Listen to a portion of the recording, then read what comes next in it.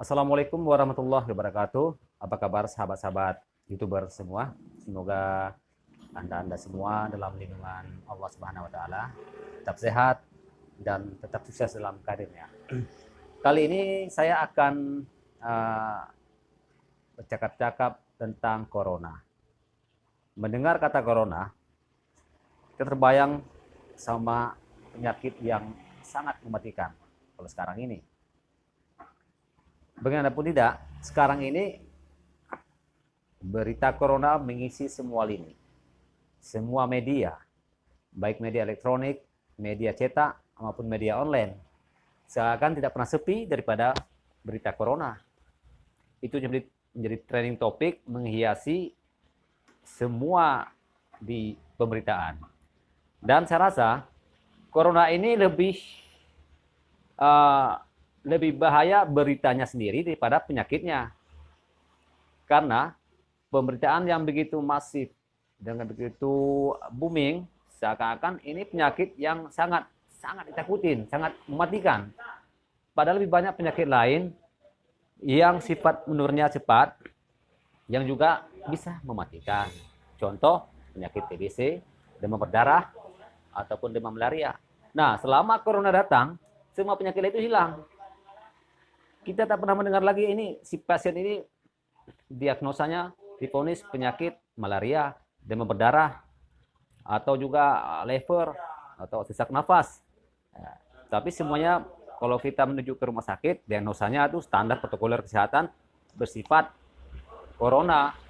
Nah, apabila ada orang yang penyakitnya jantung, jadi dia begitu masuk ke ruang isolasi, belum apa-apa dia udah jantungan. Udah jantungan dia pasti penyakitnya itu ya kambuh, terjadilah komplikasi. Ya kalau jantungnya nggak kuat ya bisa mati, ya kan. Nah dari situ kesannya itu seolah-olah matinya tuh mati corona. Jadi jangan ada kesan apapun penyakitnya COVID positifnya. Jadi masyarakat sekarang ini sudah agak ngeri-ngeri sedap gitu kalau berobat ke rumah sakit gitu. Jadi kalau ada demam sedikit atau ada keluhan, mereka tuh masih berpikir untuk ke rumah sakit. Jangan-jangan nanti sampai ke sana vonis ini COVID. Ya, karena sedikit-sedikit COVID gitu. Jadi ada orang meninggal di rumah sakit, itu merebaknya itu meninggal kenapa? Padahal belum tentu itu meninggal karena COVID, tapi di masyarakat nih udah tersebar isu. Oh ini meninggalnya karena COVID, karena COVID. Jadi udah orang mau melayat juga orang ngeri-ngeri enggak, ya kan? Jadi memang COVID ini lebih bahaya beritanya daripada penyakit sendiri. Ya padahal kalau kita bijak menyikapinya, ya nggak begini mencekam banget. Jadi kalau protokol kesehatan itu ya wajib ya, kayak cuci tangan, menjaga kesehatan, ya itu nggak mesti COVID, nggak mesti corona. Sebelum corona juga kita harus antisipasi untuk menjaga kesehatan. Cuci mulut, cuci tangan, nggak perlu cuci kaki sekalian, basuh muka. Ya, itu memang harus gitu demi menjaga hal-hal dari bakteri atau virus gitu. Jadi nggak mesti karena corona udah dibooming pakai masker ini. Ya, seharusnya itu dari dulu juga harus dianjurkan cuci tangan, basuh muka. Kalau masalah jaga jarak, ya mungkin jaga jaraknya. Kalau bagi non muhrim ya memang bagus ya. Itu jangan dekat-dekat, jaga jarak. Tapi ini jaga jaraknya udah kelewatan.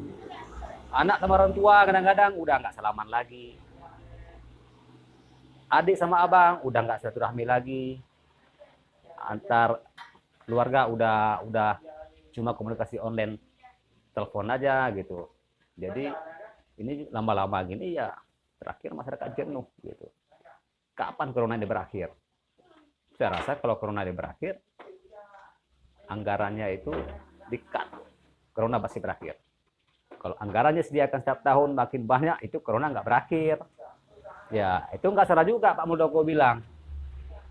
Jangan covid kan demi anggaran. Itu kalau kami masyarakat awam itu ya sebelum Pak Muldoko menyerahkan demikian, kita juga udah berpersangka demikian. Udah berpersangka demikian masyarakat awam ini udah banyak nih imet-imet begitu. Nah, jadi ya kebetulan yang menyampaikan itu Pak Muldoko, staf negara, staf kepresidenan, ya mungkin efeknya lebih lebih temakan gitu ya. Kalau dari kami masyarakat ini ya mungkin dia dianggapnya angin lalu gitu. Tapi benar ini, sebelum Pak Muldoko menyatakan demikian, masyarakat sudah punya image demikian bahwa apapun penyakitnya, COVID positifnya. Di balik itu ya kami nggak tahu ada apa. Ya mudah-mudahan ini sekedar kesan dan image aja, nggak benar seperti yang kita bayangkan ya. Ya semoga corona ini cepat berakhir.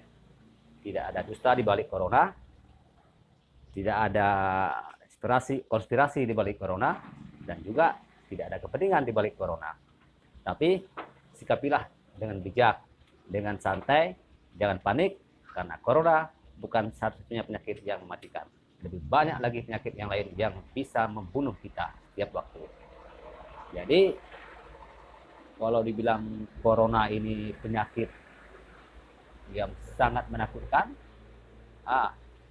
beritanya aja itu udah menakutkan. Jadi kalau kesimpulan saya, berita itu lebih menakutkan daripada penyakit itu sendiri. Ya mudah-mudahan pemerintah juga dalam mensosialisasikan corona ini ya harus mempertimbangkan efek psikologis masyarakat ya. Jangan terlalu di booming lah. Media juga selalu jangan memframing corona ini setiap menit update. Kalau update korban corona ya update juga korban-korban penyakit lainnya seperti demam berdarah, malaria, lever, itu angka kematiannya per hari berapa. Jadi jangan cuma corona aja yang diupdate, masih banyak penyakit lain yang mesti diupdate juga. Jadi jangan-jangan nanti seperti Pak Ginanjar bilang, mati kecelakaan juga divonisnya COVID. Jadi jangan minum air sambil menyelam. Oke, demikian. Semoga ini suatu pemikiran, hanya pemikiran yang bagi masyarakat biasa kami ya punya penilaian dan juga prasangka-prasangka yang demikian. Bagi Anda yang tersinggung atau tidak setuju, itu juga hak Anda. Tapi kami juga punya hak untuk berprasangka. Karena kondisi sekarang lebih mencekam dari penyakit itu sendiri. Oke, jangan lupa cuci tangan, pakai masker, supaya jangan masuk debu, dan supaya jangan tercium bau tak sedap. Oke?